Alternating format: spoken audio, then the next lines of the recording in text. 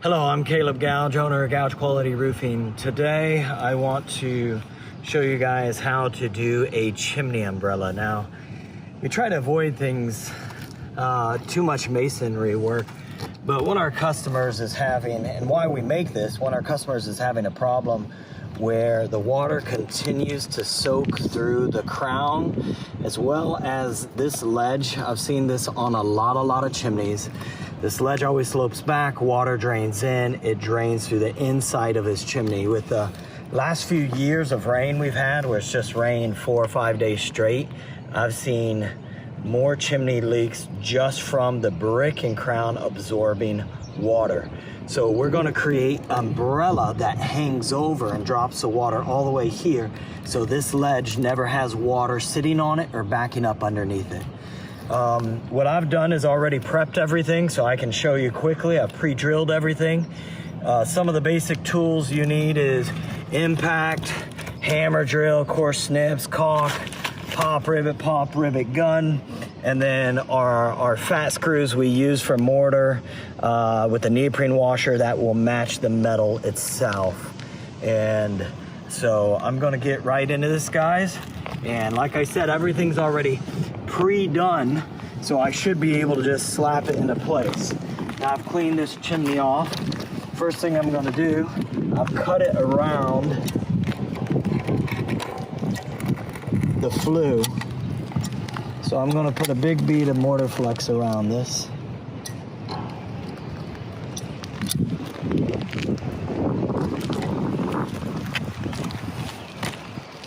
I'm gonna go ahead and install this first piece here.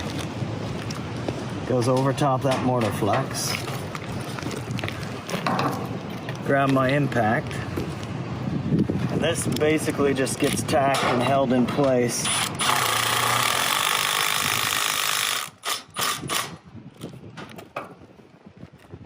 Same thing with the back one. Gotta put bead through the roof.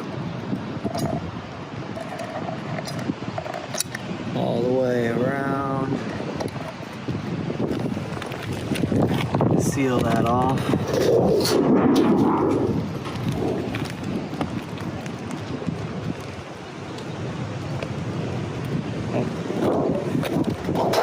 Sorry, grabbed the wrong piece. So as you guys see, should explain, I cut this first piece of metal basically a little wider than the crown of the chimney, and then I did like a 4-inch deep so it's set back in around the flue, and gives it some nice protection there.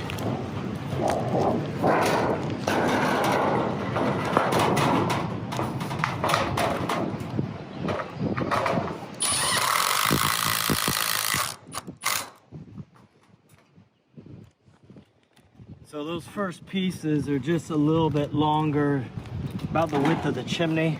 We just have them tacked on.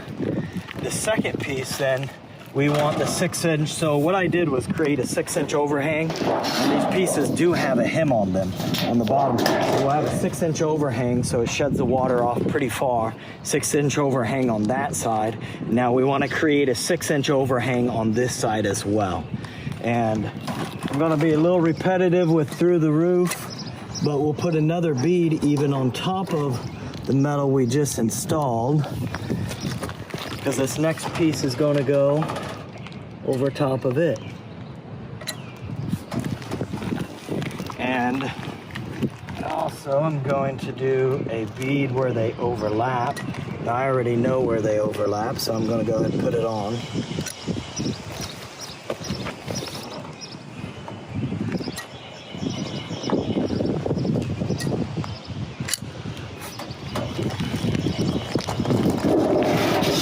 This piece doesn't go quite in as deep because I don't want to go all the way to the middle, so I only made it like a 2-inch throat depth on that. It has a hem as well, but I'm going to come to this side so I can work a little easier. And I also cut it at an angle, so instead of it coming square, it's cut at a little bit of angle. It looks a little nicer once we get it on. This piece will slide into place.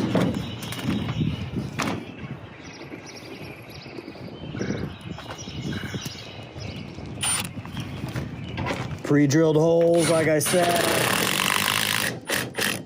I got everything prepped for us. So this can go fairly quickly.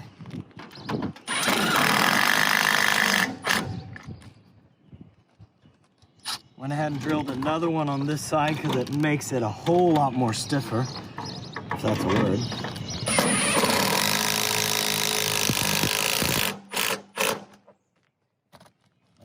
Let's put through the roof all the way down there, so it seals it all the way around. This other side's the same.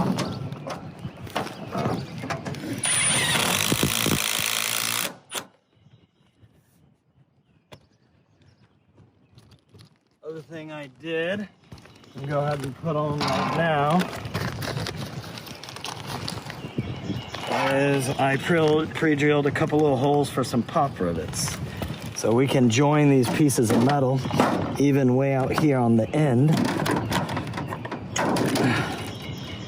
Make it nice and rigid.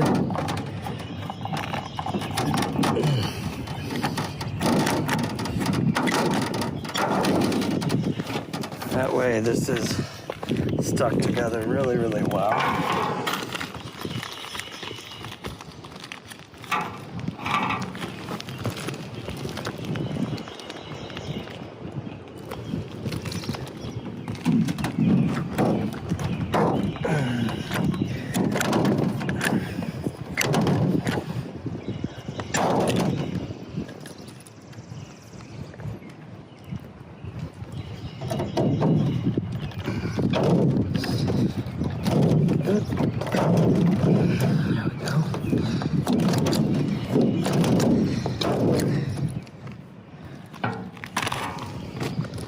So now this one's done. We have a 6-inch overhang over here. We have a 6-inch overhang here.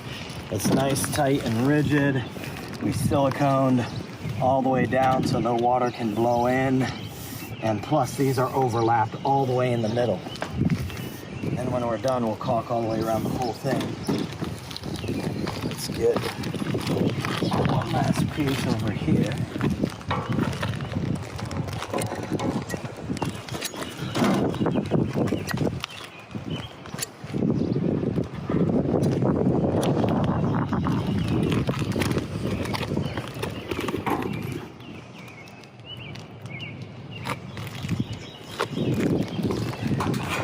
So this piece, same as the next, we want it to come all the way to where our hems are. So it's longer than the first pieces. Then we want it to come off about 6 inches.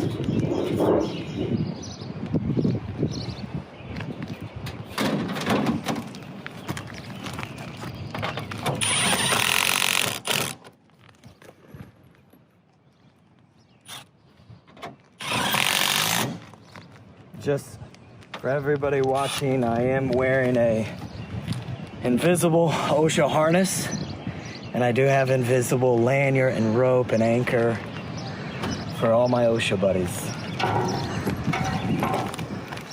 One thing I did forget to do, and we'll do real quick before we screw that down, is put one bead, oh, I got out of line right there. Do the same thing over here.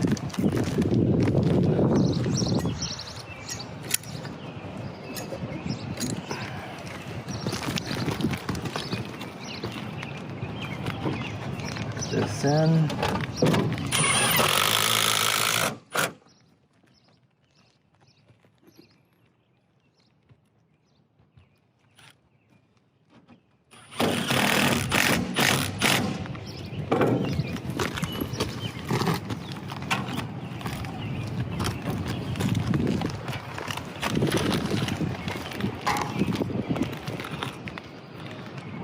May have to put a screw up there.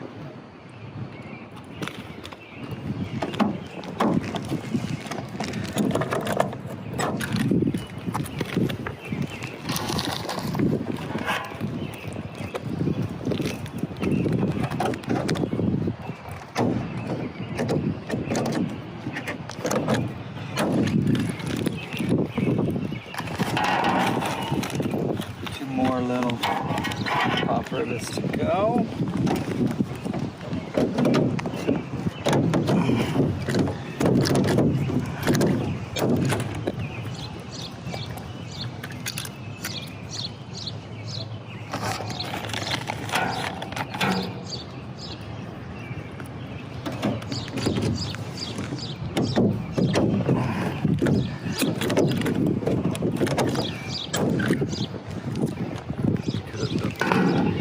other thing I want you to look at is how I did this one, and I hadn't screwed it all together yet.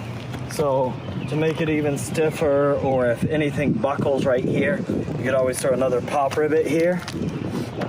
And it looks like I'm gonna have to actually add one more screw up here on top. Just run one more screw. Always could add a pop rivet if you need to, but I hadn't fully put this one together yet.